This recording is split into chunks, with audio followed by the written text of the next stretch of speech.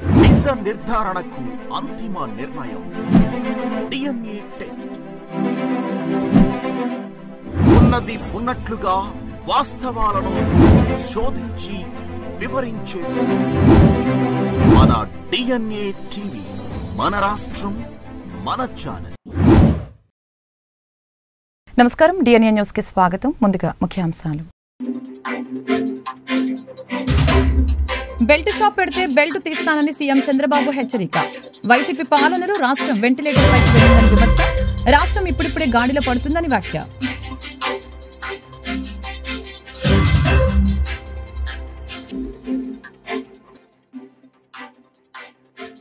తెలుగువారు ప్రపంచవ్యాప్తంగా ఉండటానికి సీఎం చంద్రబాబు ముఖ్య కారణమన్న డిప్యూటీ సీఎం పవన్. రాష్ట్ర భవిష్యత్తు పట్ల విశ్వాసాన్ని తీసుకువచ్చిన చంద్రబాబుకి ధన్యవాదాలు తెలిపిన ఉప ముఖ్యమంత్రి.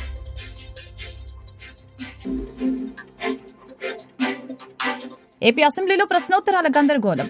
అధికారుల నిర్లక్ష్యమే దానికి కారణమంటూ స్పీకర్ అయ్యన్న పాత్రుడు ఆగ్రహం. ఒక శాఖకు వచ్చిన ప్రశ్నల్ని వేరే శాఖకు ఎలా పంపుతారని ప్రశ్న. బెల్ట్ షాప్ పెడితే బెల్ట్ తీస్తామని సీఎం చంద్రబాబు నాయుడు తెలిపారు. మాస్ వార్నింగ్ ఇచ్చారు. వైసీపీ పాలనలో రాష్ట్రం వెంటిలేటర్ పైకి వెళ్లిందని విమర్శించారు.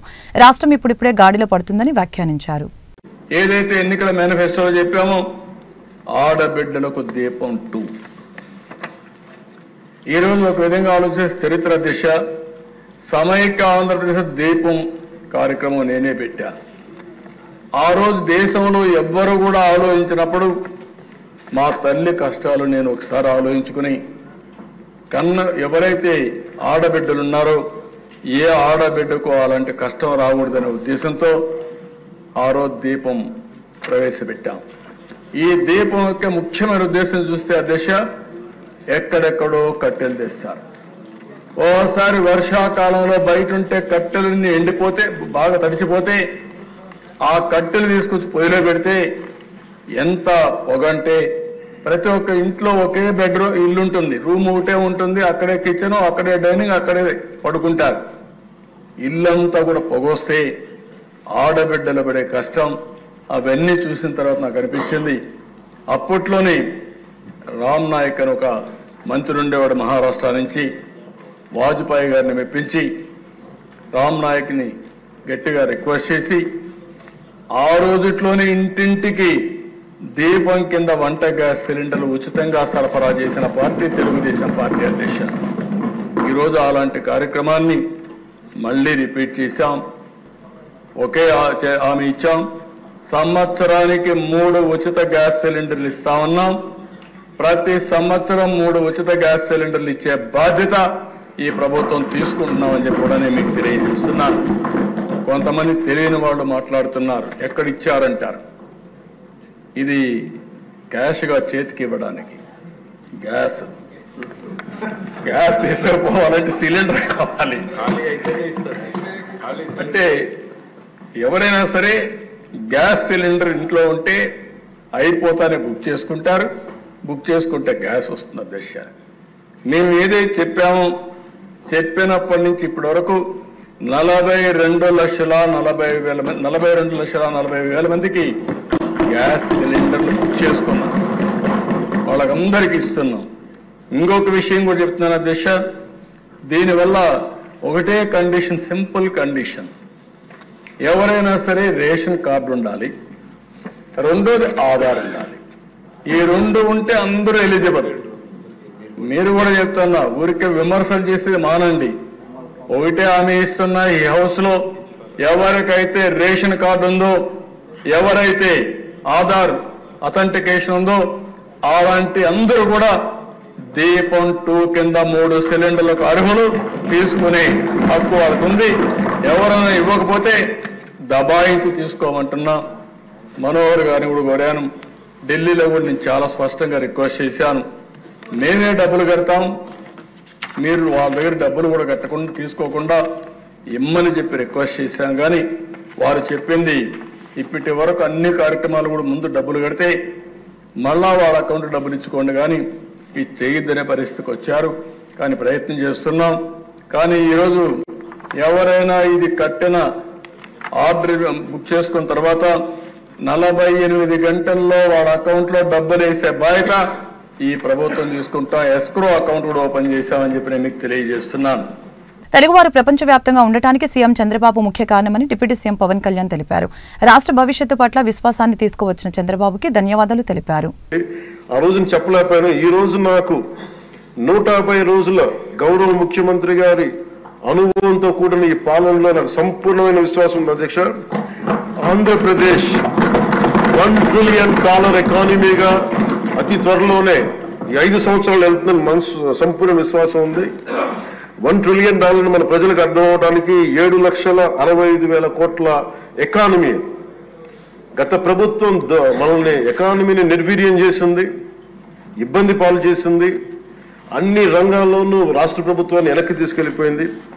ఈ పరిస్థితుల్లో గౌరవ ముఖ్యమంత్రి గారి అనుభవం, మీ పారదర్శకత, మీ విజనరీ దృష్టి ఇవన్నీ కూడా మాకు ఈ $1 ట్రిలియన్ ఎకానమీ వైపు పరిగెడుతున్నాయి అన్న దాంట్లో ఏమాత్రం సందేహం లేదు అధ్యక్ష. అలాగే మన గత ప్రభుత్వం చివరికి పాస్బుక్లో కూడా గత ముఖ్యమంత్రి గారి ఫోటోలు పెట్టుకోవడం, అలాగే ఏ పథకాలకైనా సరే కేవలం వారిది పెట్టుకోవడం చాలా ఇబ్బంది కలిగజేసింది అధ్యక్ష. ముఖ్యంగా ముఖ్యమంత్రి గారు వచ్చి గౌరవ ముఖ్యమంత్రి గారు వచ్చి ఎప్పుడు కూడా ఎవరికి కూడా గుర్తింపు లేనివి, ఆలోచించనివి కూడా వాళ్ళని ముందుకు తీసుకొచ్చి వాళ్ళకి ముఖ్యంగా నేను చెప్తుంది మొన్న చాలాసార్లు కొన్ని సందర్భాల్లో ముఖ్యమంత్రి గారి దృష్టికి తీసుకెళ్తే యల్లాప్రగడ సుబ్బారావు గారి గురించి ఎవరికి తెలియదు అధ్యక్ష, చాలా తక్కువ మందికి తెలుసు. వారి పేరుని నేను ఒక మాట ప్రస్తావించగానే ఆయన దృష్టికి తీసుకురాగానే ఆయనకి పేరు పెట్టడం ఆయన దార్శనికతకి చాలా అర్థం పడుతుంది అధ్యక్ష. ఎందుకంటే ఎవరెవరి పేర్లు నిన్నగాక మొన్న వచ్చిన వ్యక్తి పాస్బుక్లకి పేర్లు ఆయన ఫోటోలు వేసుకున్న దాన్ని నిజంగా దేశం కోసం ప్రజల కోసం కాంట్రిబ్యూట్ చేసిన వ్యక్తికి అది గుర్తించడం అనేది మనస్ఫూర్తిగా ముఖ్యమంత్రి గారికి నా ధన్యవాదాలు తెలియజేసుకున్నాను అధ్యక్ష. అలాగే సభలో ఎంతమందికి తెలుసో తెలియదు కానీ పొట్టి శ్రీరాములు గారి నిజమైన బలిదానాన్ని డిసెంబర్లో ఆయన బలిదానం ఉంటుంది, ఆయన చనిపోయారు మన కోసం. ఈరోజు దాన్ని రాష్ట్ర ప్రభుత్వం అధికార దినంగా దాన్ని జరుపుకోవాలని చెప్పి ముఖ్యమంత్రి గారు మా దృష్టికి తీసుకొచ్చారు. దానికి కూడా వారికి సంపూర్ణ కృతజ్ఞతలు తెలియజేస్తాను. ఈ రాష్ట్రం ఎవరి బలిదానం మీద అయితే ఆధారపడి ఉందో, ఎవరి బలిదానం మీద ఈ రాష్ట్రం వచ్చిందో, అనేక లింగ్విస్టిక్ స్టేట్స్ ఎవరు బలిదానం మీద ఆధారపడి వచ్చిందో ఆ వ్యక్తిని రాష్ట్రం నిజంగా గుర్తించుకోలేదు. మొట్టమొదటిసారిగా దాన్ని గౌరవ ముఖ్యమంత్రి గారు దాన్ని ముందుకు తీసుకొచ్చి గుర్తించే పరిస్థితిని తీసుకురావడం మనస్ఫూర్తిగా వారికి నా అభినందనలు తెలియజేస్తున్నాను అధ్యక్ష. ఏపీ అసెంబ్లీలో నిర్వహిస్తున్న ప్రశ్నోత్తరాల్లో గందరగోళం చోటు చేసుకుంది. అధికారుల నిర్లక్ష్యమే దీనికి కారణమంటూ స్పీకర్ యన్నపాత్రుడు ఆగ్రహం వ్యక్తం చేశారు. ఒక శాఖకు వచ్చిన ప్రశ్నల్ని వేరే శాఖకు ఎలా పంపుతారని ప్రశ్నించారు. ఇళ్ల స్థలాలు ఇళ్ల పంపిణీకి సంబంధించిన ప్రశ్న రెవెన్యూకి ఎలా వేస్తారని అన్నారు. అధికారులు అప్రమత్తంగా ఉండాలని హితో పలికారు. గోదావరి పుష్కరాల పనులపై జలవనరుల శాఖ మంత్రి నిమ్మల రామానాయుడికి శాసనసభలో ప్రశ్న ఎదురైంది. ఇదే సమయంలో మండలిలో గాలేరు నగరి హంద్రినీవా అనుసంధాన ప్రాజెక్టుపై ప్రశ్న వచ్చింది. ఒకే మంత్రికి ఉభయ సభల్లో ప్రశ్న ఎలా వేస్తారని అధికారుల్ని స్పీకర్ ప్రశ్నించారు. దీనిపై ఆయన విస్మయం వ్యక్తం చేశారు. సభ్యులందరూ గమనించాలండి, 27 నిమిషాలు ఫస్ట్ క్వశ్చన్ ఎట్లా అవుతుందండి అంటే సారీ, ఇప్పుడు వరకు మీకు అవకాశం ఇచ్చాను, మీరు నో సిగ్నేచర్ లేకుండా క్వశ్చన్ వేసే అధికారం మీకు ఎవరు ఇచ్చారండి? అంటే ఫస్ట్ సిగ్నేచర్ ఉన్న వాళ్ళకే అవకాశం ఇస్తాం, ప్లీజ్ ఏమనుకోవద్దు. నెక్స్ట్ మినిస్టర్ గారు, సార్ మీరు మాట్లాడారా? చిన్నదే ఇది అయిపోతుంది, చిన్నదే. మీకు వచ్చిందా ఇక్కడ? బి గ్రూప్, ఏ గ్రూప్ లో ఉన్న వాళ్ళకి బి గ్రూప్ లో అవి రిపీట్ అవ్వకూడదు. ఎందుకు వచ్చిందో అది అచ్చినాయుడు గారు, మన అసెంబ్లీలో వచ్చిన క్వశ్చన్ కౌన్సిల్ రాకూడదు.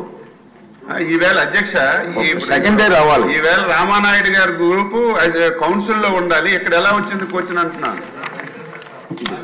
కొంచెం సెక్రటరీ గారు చూసుకోవాలి. సెక్రటరీ గారు కాదు, అన్ని కూడా స్పీకర్ గారు సెక్రటరీ మీద మాట్లాడతారు. ఒక్క నిమిషం కూర్చొని చెప్తాను, చదువుతా. అసెంబ్లీ పంపిన ప్రశ్నలు కొన్ని శాఖల అధికారులు నోటీస్ పాయింట్ అనాలోచితంగా వేరే శాఖలకు వాళ్ళే పంపించుకుంటున్నారు. ఈ రోజు కూడా వచ్చింది ప్రాబ్లం. రెవెన్యూ దాంట్లో ఉదాహరణకి ఈరోజు 142 నెంబర్ ప్రశ్న గృహ నిర్మాణ శాఖ పంపిన అధికారులు దాన్ని రెవెన్యూ శాఖ పంపించారు. ఎట్లా పంపిస్తారండి?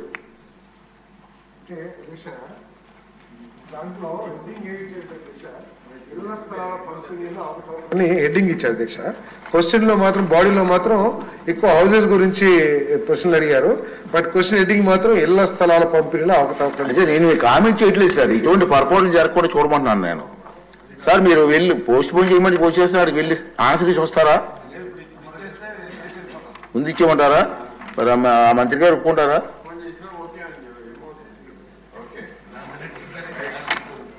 చెప్పనండి సార్.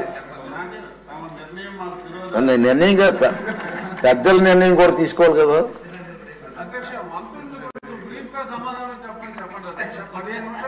మంత్రులు బాగా చెప్తున్నారండి, మీ సభ్యులే క్వశ్చన్లు ఎక్కువైపోతున్నాయి. సిగ్నేచర్ పెట్టిన వాళ్ళకే అవకాశం ఇస్తామన్న డెసిషన్ తీసుకుందాం. సార్ క్వశ్చన్ నెంబర్ రామనాయుడు గారు. కడప స్టీల్ ప్లాంట్ అంటే కొబ్బరికాయలు కొట్టే ప్రాజెక్టుగా మారిపోయిందని ఏపీసీసీ చీఫ్ షర్మిలా మండిపడ్డారు. రాష్ట్రంలో అధికారం మారిన ప్రతిసారి నూతన ముఖ్యమంత్రి టెంకాయ కొట్టడం ఆనవాయితీగా వస్తుందని ఆమె ఆగ్రహం వ్యక్తం చేశారు. తనపై వైఎస్ విజయలక్ష్మిపై సోషల్ మీడియాలో పోస్టులు పెట్టిన వారిని అరెస్టు చేయాలని షర్మిలా డిమాండ్ చేశారు. జగన్మోహన్ రెడ్డి గారైనా చంద్రబాబు గారైనా ఒక్క విభజన హామీ కూడా నెరవేర్చకపోయినా కూడా అదే బీజేపీ పార్టీతో డ్యూయెట్లు పాడుతూ తిరిగారు చంద్రబాబు గారు, జగన్మోహన్ రెడ్డి గారు. చంద్రబాబు గారు 2014లో ముఖ్యమంత్రి అయ్యారు. Kadapa steel factory BJP party మేము కట్టము అని తేల్చి చెప్పాక ఆఖరికి ఇక చంద్రబాబు గారు అధికారంలోంచి ఆయన టర్మ్ అయిపోయింది అన్న టైంలో 4.5 సంవత్సరాలు అయిపోయిన తర్వాత తాపీగా కడప స్టీల్ ఫ్యాక్టరీ ఇక ఎన్నికల కోసమన్నా వాడుకుందాం అనుకున్నారో ఏమో, కడప స్టీల్ ఫ్యాక్టరీ దగ్గర మళ్ళీ ఇదిగో ఈ టెంకాయలతో మళ్ళీ శంకుస్థాపన చేశారు. చంద్రబాబు గారు రాజశేఖర రెడ్డి గారు చేసిన స్థలంలో కాకుండా స్థలం మార్చి చంద్రబాబు గారు మళ్ళీ టెంకాయ కొట్టి శంకుస్థాపన చేశారు. చంద్రబాబు గారి ప్రకారము 4000 ఎకరాలు భూమి ఇచ్చి 3 మిలియన్ టన్ల ప్లాంట్ కట్టాలి అన్నది చంద్రబాబు గారి ఉద్దేశం. తీరా 6 నెలలు అయిపోయింది, ఎలక్షన్లు అయిపోయాయి, చంద్రబాబు గారు ఓడిపోయారు. 2019లో జగన్మోహన్ రెడ్డి గారు ముఖ్యమంత్రి అయ్యారు. ముఖ్యమంత్రి అయిన 6 నెలలకు మళ్ళీ ఇదిగో ఇదే టెంకాయ మళ్ళీ కొట్టారు. మళ్ళీ ఇంకొక స్థలం మార్చి ఆయన మళ్ళీ శంకుస్థాపన చేశారు. ఆ రోజు జగన్మోహన్ రెడ్డి గారు చెప్పిన మాటలు, ఎన్నికలు 6 నెలలు ఉంది అనంగా టెంకాయ కొడితే దాన్ని మోసము అంటారు, అదే అధికారంలోకి వచ్చిన 6 నెలలకే టెంకాయ కొడితే దాన్ని చిత్తశుద్ధి అంటారు అని ఆస్కర్ డైలాగులు చెప్పారు జగన్మోహన్ రెడ్డి గారు. చిత్తశుద్ధి అంటే ఏమిటో నేను 3 ఏళ్లలో చూపిస్తా, ఈ ప్లాంట్ కడతాను అని జగన్మోహన్ రెడ్డి గారు ఆ రోజు చెప్పిన మాట. దే జమ్మలమడుగులో నేను పుట్టాను, పుట్టిన రుణం నేను తీర్చుకుంటారు అని ఇదిగో ఇదే టెంకాయ కొట్టి జగన్మోహన్ రెడ్డి గారు శంకుస్థాపన చేసింది 2019లో. ఆ తర్వాత జగన్మోహన్ రెడ్డి గారి కాలయాపన వల్ల అలా కాలం గడిచిపోయింది. 3 ఏళ్ల తర్వాత అసలు తట్టెడు మట్టి కూడా తీసి పోసింది లేదు. ఆ తర్వాత జగన్మోహన్ రెడ్డి గారు మళ్ళీ ఇదే టెంకాయ మళ్ళీ కొట్టాడు, మళ్ళీ శంకుస్థాపన చేశాడు, మళ్ళీ వేరే కంపెనీకి ప్రాజెక్ట్ ఇస్తున్నామని చెప్పాడు. అప్పుడు జగన్మోహన్ రెడ్డి గారు 3500 ఎకరాలు ఇస్తున్నాము జిందాల్ స్టీల్ JSW సజ్జన్ జిందాల్ గారి జిందాల్ స్టీల్ వాళ్ళకు ఈ ఫ్యాక్టరీని అప్పచెప్తున్నాము, 3 మిలియన్ టన్ల ఫ్యాక్టరీని వాళ్ళు కడతారు అన్నారు. ఇదే సజ్జన్ జిందాల్ గారు ఆ రోజు చెప్పిన మాట 2019లో శంకుస్థాపన 2023లో జగన్మోహన్ రెడ్డి గారు 4వసారి ఇదే టెంకాయ కొట్టి శంకుస్థాపన చేసిన రోజున సజ్జన్ జిందాల్ గారు జగన్మోహన్ రెడ్డి గారి సంబంధం నాది అయింది ఎప్పటిదో, జగన్మోహన్ రెడ్డి గారు ఎప్పుడో చిన్నప్పుడే నా దగ్గరికి వచ్చి అప్రెంటిస్షిప్ చేద్దాం అనుకున్నారు అని మా బంధం ఏనాటితో అని చెప్పుకుంటూ వచ్చారు. ఆ రోజు జనాలకు ఎవరికి అర్థం కాలేదు. జగన్మోహన్ రెడ్డి గారు అధికారంలోంచి దిగిపోయిన తర్వాత వాళ్ళ బంధం గురించి జనాలకు అర్థమైంది. కాదంబరి అనే ఆవిడ సజ్జన్ జిందాలు ఆమెకు అన్యాయం చేశారని, హెరాస్ చేస్తున్నారని ఆమె బాంబేలో కేసు పెడితే దాని గురించి జగన్మోహన్ రెడ్డి గారి సహాయం తీసుకొని ఆమెను బాంబే నుంచి అరెస్ట్ చేపించి 40 మంది పోలీసులను పంపించి అరెస్ట్ చేపించి ఇక్కడికి తీసుకొచ్చి 40 రోజుల పాటు జైల్లో పెట్టారు జగన్మోహన్ రెడ్డి గారు జిందాల్ కోసం. ఇంత జరిగింది, ఇంత హిస్టరీ, ఇంత బ్యాక్గ్రౌండ్ ఉంది, ఇన్నిసార్లు టెంకాయలు కొట్టారు, ఇన్ని సార్లు శంకుస్థాపనలు చేశారు, కానీ ఎక్కడ వేసిన గొంగలి అక్కడే ఉంది. ఇప్పటి వరకు కూడా కడప స్టీల్ ఫ్యాక్టరీ ముందడుగు వేయనే లేదు. ఎందుకు అని అడుగుతున్నాం. పాలకులకు ఎందుకు ఇంత చిన్న చూపు అని అడుగుతున్నాం. ఇక్కడ ఎంపీ అవినాష్ రెడ్డి గారు 10 సంవత్సరాలు ఇప్పటికే ఎంపీగా ఉన్నారు. అవినాష్ రెడ్డి గారు గారు. మరి అవినాష్ రెడ్డి గారు సమాధానం చెప్పాలి. ఎంపీగా అవినాష్ రెడ్డి గారు Jindal steel Kadapa steel factory కోసం ఏం చేశారు? 10 సంవత్సరాలుగా ఎన్ని పోరాటాలు చేశారు, ఎన్ని ధర్నాలు చేశారు, ఎన్ని దీక్షలు చేశారు? ఏపీలో వాలంటీర్ల కథ ముగిసిందనే చెప్పుకోవాలి. రాష్ట్రంలో వాలంటీర్ వ్యవస్థ మనుగడలు లేదని మంత్రి డోలా బాలవీరాంజనేయ స్వామి స్పష్టం చేశారు. గత వైసీపీ ప్రభుత్వం వాలంటీర్ల వ్యవస్థని రెన్యువల్ చేయలేదని ఆయన తెలిపారు. గత ప్రభుత్వ నిర్వాహకం వలన ఆ వ్యవస్థ కనుమరుగైందని అన్నారు. ఎల్ఓపి గారు సీనియర్ అండి, వారికి ముందు నేను చెప్పాను, మళ్ళీ అది అడిగారు, కొనసాగిస్తారు లేదన్నారు. మేము కొనసాగిస్తామని మేము చెప్పిన మాట వాస్తవం అధ్యక్ష. లేని పిల్లోడికి ఏం పేరు పెట్టారు, లేని పిల్లోడికి ఏం పెడతారు? వ్యవస్థ అంటావా? వ్యవస్థ ఉంది, కానీ మీరు జీవో ఎందుకు ఇవ్వలేదు? మీకు వాళ్ళ మీద ప్రేమ ఉంటే 2023 సెప్టెంబర్ మీరు ఎందుకు జీవో ఇవ్వలేదు? మీరు ఇచ్చిన జీవోలు పాతలో మీరు చూసుకుంటే ఒకసారి అధ్యక్ష, వాళ్ళు అధ్యక్ష 39/20 ఒక జీవో ఇచ్చారు అధ్యక్ష. 31/3/22 ఒక జీవో ఇచ్చారు అధ్యక్ష. తర్వాత 29/9/22 జీవో ఇచ్చారు అధ్యక్ష. 29/9/22 జీవో ఇస్తూ 15/8/22 నుంచి 14/8/23 వరకు వాళ్ళది కొనసాగిస్తూ జీవో ఇచ్చారు అధ్యక్ష. మళ్ళీ 23 వాళ్ళు ఎందుకు 2023 సంవత్సరం ఎందుకు జీవో ఇవ్వలేకపోయారు? అంటే వాళ్ళ ప్రభుత్వం దిగిపోతామని తెలిసే ఆ జీవో ఇవ్వలేదు అధ్యక్ష. వాళ్ళు చేసే తప్పులకు ఉండరని చెప్పి జీవో ఇవ్వలేదు. ఈ రోజు మమ్మల్ని బ్లేమ్ చేయడం కోసం వాళ్ళు ఇది వాడుతున్నారు అధ్యక్షగా. మేము కొనసాగిస్తా ఉన్నాం, మీరు జీవో ఇచ్చుంటే మేము కొనసాగించే వాళ్ళం. ఇక్కడ ప్రశ్న ఉత్పన్నం కాలేదు అధ్యక్ష. కొనసాగించే మేము జీతాలు పెంచుతా ఉన్నాం అధ్యక్ష. నేను చెప్పింది అధ్యక్ష, వాళ్ళు అడిగిన ప్రశ్న సమాధానాలు ఇచ్చారు అధ్యక్ష. లేని బిడ్డకి పేరు పెట్టమని, లేని బిడ్డకి ఏదో చేయమని అడిగినట్టుగా ఉంది అధ్యక్ష. వ్యవస్థలో వాళ్ళు ఉన్నారు, కానీ 2023 ఆగస్టు నుంచి వాళ్ళని రెన్యువల్ చేయలేదు. చేయలేని వాళ్ళకి ఒక ఫేక్ ముఖ్యమంత్రి, ఫేక్ కేబినెట్, ఫేక్ గా వాళ్ళకి రాజీనామాలు, ఫేక్ డ్రామాలు, ఈ రోజు మళ్ళీ ఫేక్ ప్రశ్నలు. గుంటూరు నగరంలోని జింకానా ఆడిటోరియంలో ఈ నెల 22, 23, 24 తేదీలలో ఇండియన్ మెడికల్ అసోసియేషన్ 66వ వార్షిక రాష్ట్ర సదస్సు నిర్వహిస్తున్నట్లు association organising committee chairman G Nandakishore తెలిపారు. బుధవారం ఉదయం నగరంలోని ఇండియన్ మెడికల్ అసోసియేషన్ హాల్లో ఏర్పాటు చేసిన మీడియా సమావేశంలో పాల్గొని మాట్లాడారు. ఈ సమావేశంలో అసోసియేషన్ నాయకులు, పలువురు వైద్యులు పాల్గొన్నారు. రాష్ట్ర స్థాయి వార్షిక సమావేశం 66వ సమావేశం గుంటూరు జింకానా ఆడిటోరియంలో 22, 23, 24 తారీఖుల్లో జరుగుతుంది. ఇవాళ ప్రెస్ మీట్ పెట్టింది ఆ కాన్ఫరెన్స్ యొక్క ముఖ్య విశేషాలు తెలియజేయడానికి. సో దీనికి రాష్ట్రం అన్ని వైపుల నుంచి 1500 పైన డాక్టర్లు డెలిగేట్స్గా హాజరవబోతున్నారు. అంతేకాకుండా పీజీస్ కూడా ఎడ్యుకేషన్కి సంబంధించిన కాన్ఫరెన్స్ కాబట్టి వాళ్ళు కూడా ఇన్వైట్ చేశాము. అట్లానే స్టేట్కి సంబంధించిన కార్యవర్గ సభ్యులు, స్టేట్ వర్కింగ్ కౌన్సిల్ మెంబర్స్ అందరూ స్టేట్ కౌన్సిల్ సమావేశం జరుగుతుంది. అట్లానే ఇనాగ్రేషన్ అండ్ ఇన్స్టలేషన్ సెరమనీలో నూతన కార్యవర్గం ప్రమాణ స్వీకారం చేస్తారు. ఈ యొక్క కాన్ఫరెన్స్లో చాలామంది మంచి స్పీకర్స్ త్రూఅవుట్ ద స్టేట్, బాగా సీనియర్స్, ఎమినెంట్ స్పీకర్స్, అన్ని విభాగాలకు సంబంధించిన డాక్టర్స్ చేత దాదాపు 40 టాపిక్స్ మీద కంటిన్యూస్ మెడికల్ ఎడ్యుకేషన్ ప్రోగ్రామ్ జరుగుతుంది. ఇది కాకుండా కొన్ని వర్క్షాప్స్ కూడా పీజీ ట్రైనింగ్కి సంబంధించి పెట్టడం జరిగింది. దీనికి ఆంధ్రప్రదేశ్ మెడికల్ కౌన్సిల్ వారు 6 క్రెడిట్ అవర్స్ ఇవ్వడం జరిగింది. సో గుంటూరులో 16 ఏళ్ల తర్వాత 2008లో కిషోర్ గారు రాష్ట్ర ప్రెసిడెంట్గా బాధ్యతలు స్వీకరించినప్పుడు చేయటం జరిగిన కాన్ఫరెన్సు మళ్ళీ మన యొక్క గుంటూరులో జరగటం మా అందరికీ గర్వకారణం.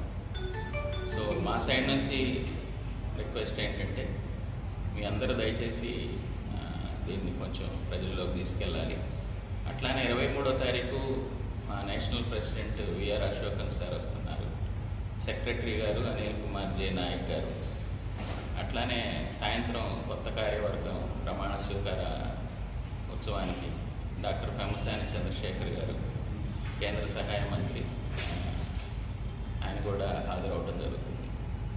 సో ఈ సిఎంఈలో కొన్ని ఒరేషన్స్ ఉంటాయి. వీటిలో ఎమినెంట్ స్పీకర్స్ అయిన డాక్టర్ సోమరాజు గారు, అట్లానే డాక్టర్ పి రమేష్ బాబు, హరికిషన్, ఈ ముగ్గురు 3 ఒరేషన్స్ని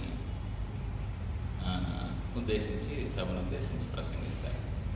సో అట్లానే అన్ని విభాగాలు అంటే స్పెషాలిటీ ఓరియంటెడ్ కాకుండా జనరల్ ప్రాక్టీషనర్ ఎవరైతే ఉన్నారో వాళ్ళందరికీ పనికొచ్చే విధంగా ఈ సైంటిఫిక్ సదస్సుని డిజైన్ చేయడం జరిగింది.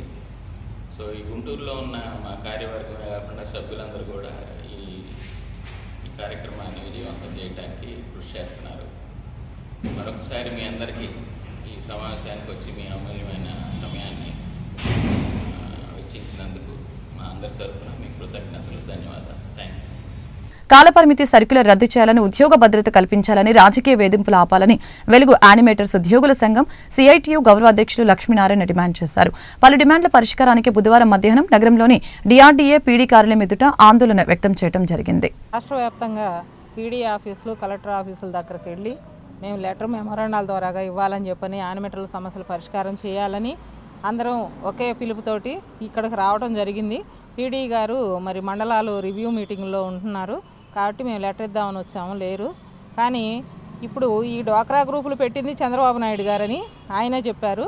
ఆనాటి నుంచి ఈనాటి దాకా మేము ప్రజలకు సేవలే చేస్తున్నాము, మేము మాత్రం ప్రజలకు సేవలు చేసే అసిస్టెంట్లుగానే మిగిలిపోయాం, కానీ మా బతుకులు మేమైతే బాగు చేసుకోలేదు.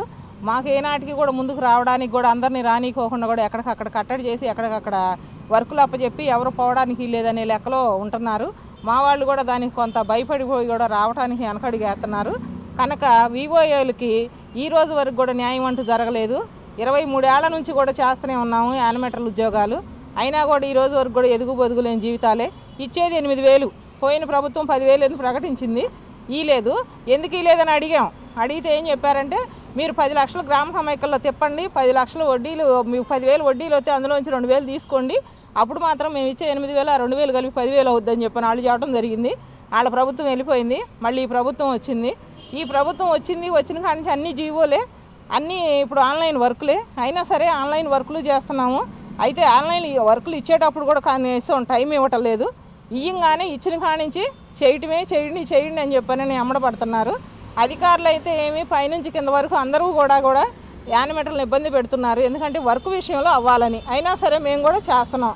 కానీ మాకు పెండింగ్గా 7 నెలల జీతాలు పెండింగ్ పడ్డాయి, 2 నెలలు వచ్చినాయి రీసెంట్గా, ఇంకా 5 నెలల జీతాలు రాలేదు. ఆ జీతాలు వెంటనే ఇవ్వాలని, మాకు కూడా ఇన్సూరెన్స్ కల్పించాలని, అదే ప్రకారంగా యానిమేటర్లను కొంతమందిని పార్టీల పరంగా రాజకీయంగానని చెప్పని కొంతమందిని తీసేసిన వాళ్ళని అనవసరం ఇప్పుడు ఆ పార్టీ వచ్చి అది చేసింది, ఈ పార్టీ వచ్చి కూడా అదే చేసిందని చెప్పానంటే మనకి వాళ్ళకి తేడా కనపడాలి. కాబట్టి అలాంటి తీసివాల్సిన వాళ్ళకి పొట్టగొట్టకుండా వాళ్ళని మళ్ళీ వెంటనే విధుల్లోకి తీసుకోవాలని చెప్పని మేము కూడా డిమాండ్ చేస్తున్నాము. అదే ప్రకారంగా ఇప్పుడు ఈ సంఘాల్లో ఉన్న మహిళలందరూ కూడా పని చేసుకుంటేనే డబ్బులు కట్టాలి. లోన్లు తీసుకుంటున్నారు, 20 లక్షలు తీసుకుంటున్నారు. గతంలో చంద్రబాబు నాయుడు గారు పెట్టిన అప్పుడైతే 15,000 ఇచ్చారు. గ్రూప్ మొత్తం 10 మందికి 1,500 కాడికి పంచుకోవడం జరిగింది ఆ రోజున. ఈ రోజున మనిషికి ఒక్క 2 లక్షలు అంటే గ్రూప్కి వచ్చి 20 లక్షలు తీసుకుంటున్నారు. అలాంటి మహిళలు వాళ్ళకు తగిన చిన్న వ్యాపారాలు చేసుకుంటున్నారు. బయటికి వెళ్ళి మరి పంటలు పండించే రైతులకు కూలివారీగా వెళ్తున్నారు. అలాంటి వాళ్ళని కూడా మేము మీటింగ్లని, సర్వేలని వాళ్ళని కూడా ఇబ్బంది పెడుతున్నాం. అయితే మాకు సర్వేలు చేయడానికి కూడా టైం కావాలని కోరుకుంటున్నాం. అయితే అదే ప్రకారంగా 5G ఫోన్లు కావాలి. మేము చేసే వర్క్కి 5G ఫోన్లు ఉంటేనే వర్క్ ఫాస్ట్గా వెళ్ళిద్ది. ఎక్కడా కూడా మాకు 5G ఫోన్లు లేవు. మాకు వచ్చే 8,000 రూపాయలు. రాష్ట్రంలో సుప్రసిద్ధ పుణ్యక్షేత్రంగా బాసిల్లుతున్న మోపిదేవి దేవస్థానంలో భక్తుల సౌకర్యాలకు అత్యధిక ప్రాధాన్యత ఇస్తున్నట్లు నియోజకవర్గ ఎమ్మెల్యే మండలి బుద్ధప్రసాద్ తెలిపారు. బుధవారం మోపిదేవి శ్రీ వల్లి దేవసేన సమేత శ్రీ సుబ్రహ్మణ్యేశ్వర స్వామి వారి దేవస్థానం పార్కింగ్ ఆవరణలో దేవస్థానం నిధులు 2,75,00,000తో నూతనంగా షాపింగ్ కాంప్లెక్స్, భక్తుల కోసం 20 రూముల నిర్మాణానికి ఎమ్మెల్యే బుద్ధప్రసాద్ ముఖ్య అతిథిగా విచ్చేసి శంకుస్థాపన చేసి పనులు ప్రారంభించారు. వార్త ముగించే ముందు ముఖ్యాంశాలు మరొకసారి. బెల్ట్ షాప్ పెడితే బెల్ట్ తీస్తానని సీఎం చంద్రబాబు హెచ్చరిక. వైసీపీ పాలనలో రాష్ట్రం వెంటిలేటర్ పైకి వెళ్ళిందని విమర్శ. రాష్ట్రం ఇప్పుడిప్పుడే గాడిలో పడుతుందని వ్యాఖ్య.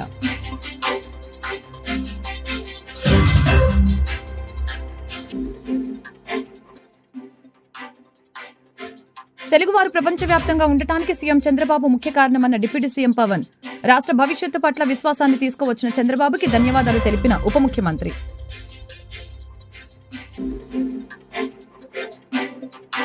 ఏపీ అసెంబ్లీలో ప్రశ్నోత్తరాల గందరగోళం. అధికారుల నిర్లక్ష్యమే దానికి కారణమంటూ స్పీకర్ అయ్యన్న పాత్రుడు ఆగ్రహం. ఒక శాఖకు వచ్చిన ప్రశ్నల్ని వేరే శాఖకు ఎలా పంపుతారని ప్రశ్న. ఈ వార్తలు ఇంతటితో సమాప్తం. మరొక బులెటిన్లో మళ్ళీ కలుద్దాం. నమస్కారం.